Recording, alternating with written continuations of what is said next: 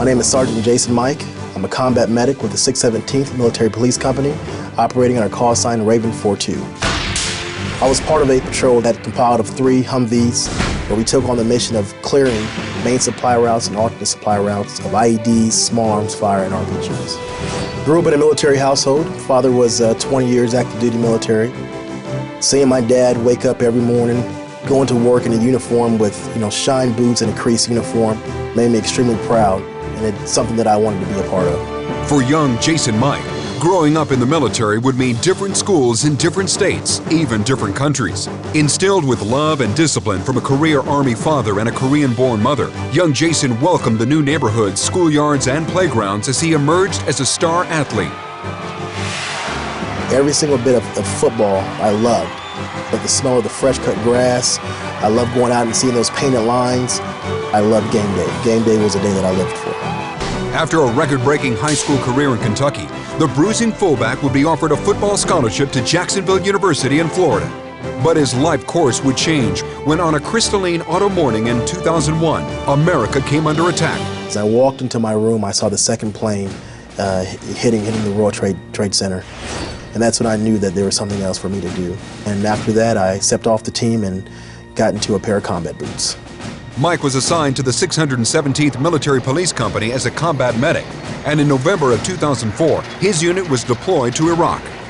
Mike's MP unit, under the command of Sergeant Timothy 9, would be responsible for security along several supply routes south of Baghdad.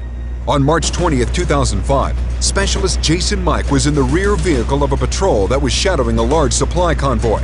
Sergeant Timothy 9, in the lead vehicle, radioed back that the convoy was under attack. And I could hear my gunner yelling out to my TC that the convoy ahead was being hit.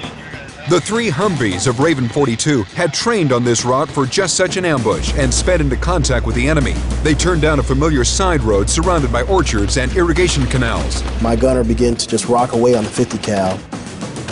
In my head I thought that there's only 10 or 15 guys out there. This fight would be over in 10 minutes. But that wouldn't be the case. As many as 50 well-armed anti-Iraqi forces, using the canals and trees for cover, turned the full force of their fire from the convoy onto the MP vehicles. Game day comes around, you hear the crowd screaming, you hear the music outside. All you want to do is get on the field and play ball. And that's the same way I felt in that same scenario. All I wanted to do was get out the vehicle and play ball. The lead vehicles with Sergeant 9 and 5 others continued down the road where they stopped and engaged the enemy at close range. Specialist Mike's vehicle with 4 MPs had already stopped and was taking heavy fire from both sides of the road. Specialist Mike dismounted the vehicle, his sidearm drawn. I counted about 25 guys that I saw that were peering back at me, with rounds blazing right towards me. At that point, I realized we were in a bigger fight, and the only thing I could think was, hey, let's go ahead and get them before they get us. Jason Mike grabbed his M4 rifle just as the vehicle's driver yelled that he'd been hit. You all right? I bandaged him up, threw him inside the vehicle, and to pick back up my sector of fire because we were under so much fire.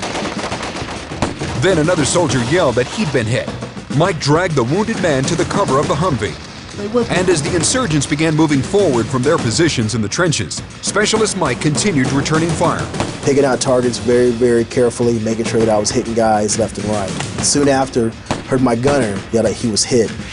With the vehicle's big gun now silenced and his 3 comrades wounded, Specialist Jason Mike faced the enemy alone. It was a Rambo scene. He had 2 weapons in his hand. He's shooting a M249 light machine gun in one direction and an M4 rifle in the other direction. He's just not spraying it. He's looking back and forth as he's doing these shots to make sure he's shooting at what he needs to shoot at. The vehicle's 50 caliber soon began to roar again as Sergeant 9 and Sergeant Leanne Hester went into the canals to eliminate the last insurgents.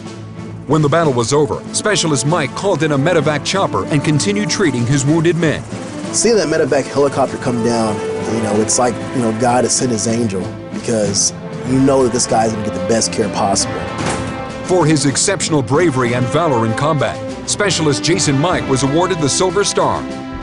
Today, Sergeant Jason Mike is married, and with the desire to stay in the game and grow as a soldier, he is training to become a flight medic. The heroic legacy of Raven 42 will be preserved in a painting, unveiled under the stoic gaze of another Kentucky hero who would fight to keep us free.